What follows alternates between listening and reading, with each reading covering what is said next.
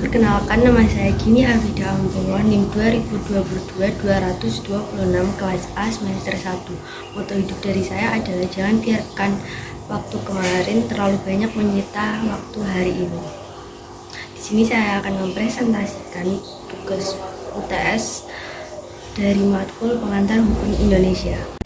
Yang pertama, saya akan membahas tentang pertanggungjawaban atas korporasi tewasnya para supporter di Stadion Kanjuruhan Malang pada 1 Oktober 2022.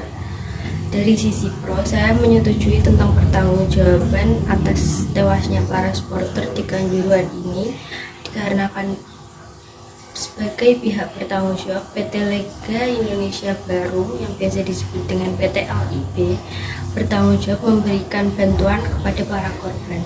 Bantuan tersebut tidak hanya diberikan kepada korban meninggal dunia saja, tetapi juga diberikan kepada para korban luka-luka yang masih dalam perawatan. Selain itu, Direktur Utama PT LIB telah menjadi tersangka dan telah ditahan bersama tersangka lainnya.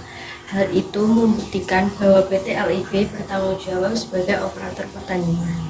Dari sisi kontra, dalam penggunaan gas air mata yang digunakan pihak kepolisian untuk membubarkan para supporter, yang hal tersebut membuktikan bahwa penyebab dari tewasnya para supporter adalah penggunaan gas air mata. Lalu, dikarenakan penggunaan gas air mata tersebut, para supporter panik dan berdesakan. Hal itu menjadi catatan khusus bagi pihak kepolisian atas tewasnya para supporter di Kanjuruhan Malang ini. Legalisasi ganja medis di Indonesia.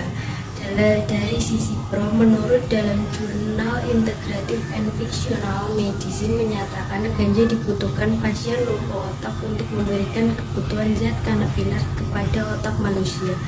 Pengobatan ganja juga dapat membantu mengurangi kejang pengidap cerebral palsy dibanding dengan morfin yang hanya membantu menenangkan. Ganja dapat menyembuhkan akar penyebabnya. Oleh karena itu, ganja dapat dilegalkan menimbang kecanduannya lebih rendah daripada rokok. Para penelitian mengatakan ganja juga bisa mengobati stunting dan lain sebagainya. Lalu dari sisi kontra, menurut saya melegalkan ganja di Indonesia berpotensi sangat tinggi karena akan ketergantungan mental yang diikuti oleh kecanduan fisik dalam waktu yang lama, dan penggunaan minyak ganja atau ganja untuk tujuan medis belum dapat dilakukan di Indonesia karena sulitnya pengawasan penggunaan ganja jika dilihat dari letak geografis Indonesia dan belum ada bahwa ganja memiliki manfaat klinis.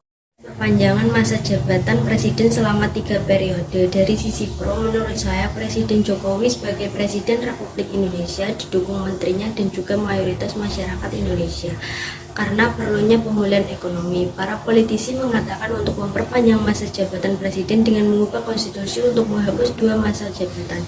Dalam hal ini, presiden mengimplementasikan agendanya termasuk rencana relokasi ibu kota baru bernilai 32 miliar dolar yang terganggu pandemi. Dari sisi kontra, dalam menanggapi polemik terkait wacana presiden 3 periode, banyak yang mengatakan bentuk mobilisasi politik lebih buruk daripada masa orde baru, dan itu juga telah melanggar konstitusi bahwa presiden hanya boleh menjabat selama 2 periode.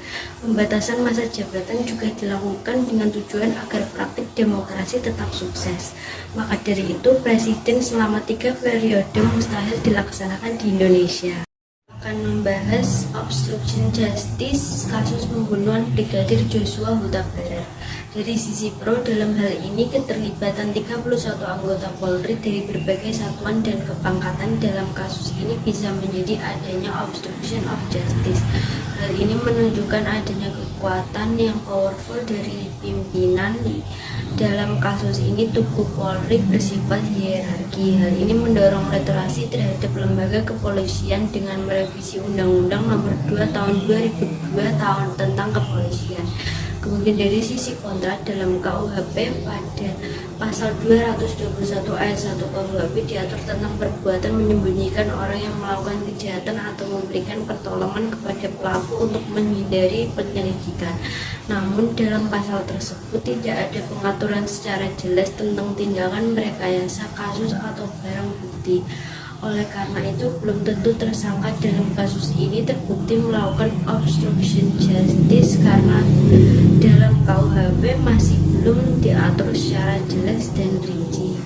Kebijakan Undang-Undang Cipta Kerja pasca putusan MK nomor 91 PUU 17 tahun 2002. Dari sisi pro, menurut saya Undang-Undang Cipta Kerja yang telah disahkan sebenarnya memberikan dampak positif bagi pembangunan kesejahteraan masyarakat karena membuka ruang untuk kemudian investasi sehingga mampu membuka lapangan kerja lebih luas. Selain itu, Undang-Undang Cipta Kerja merupakan upaya pemerintah memangkas birokrasi untuk memudahkan iklim investasi di Indonesia karena beberapa kasus seringkali memunculkan keluhan investor yang berbelit-belit. Kemudian dari sisi kontra, dalam hal ini kemunculan Undang-Undang Cipta Kerja di masa pandemi global waktunya dinilai sangat kurang pas, apalagi di tengah ekonomi dunia yang baru mengalami penurunan. Banyaknya penolakan dari para buruh berbagai golongan yang merasa dirugikan karena pasal yang merugikan pekerja terkait upah yang menghapus upah minimum kabupaten atau kota. Cipta Kerja dinilai sangat cacat prosedural dan sangat bertentangan dengan konstitusi negara Indonesia. Pengaturan Kepolisian Indonesia di bawah Kementerian Pertahanan dan Keamanan Republik Indonesia. Dari sisi pro, dalam hal ini penempatan kepolisian di bawah kementerian tertentu dilakukan karena dalam demokrasi tidak ada lembaga yang benar-benar independen.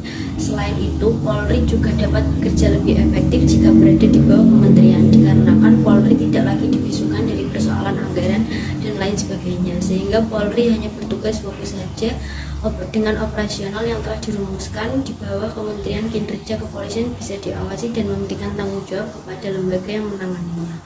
Kemudian dari sisi kontra, dalam hal ini kepolisian di bawah naungan kementerian akan menimbulkan suatu kekhawatiran dengan adanya hal ini di bawah lembaga tertentu dapat mengganggu independensi kepolisian. Kepolisian sebagai penegak hukum yang independen, adanya hal tersebut akan sulit diwujudkan. Pendapat lain menyatakan bahwa saat ini Polri masih dalam koridor amanah undang-undang kepolisian sehingga tidak perlu dinaungi suatu kementerian lembaga tertentu, kecuali jika kepolisian telah melenceng dari yang dinamakan undang-undang, maka hal tersebut bisa jadi untuk dilaksanakan. Cukup sekian dari saya, terima kasih. Wassalamualaikum warahmatullahi wabarakatuh.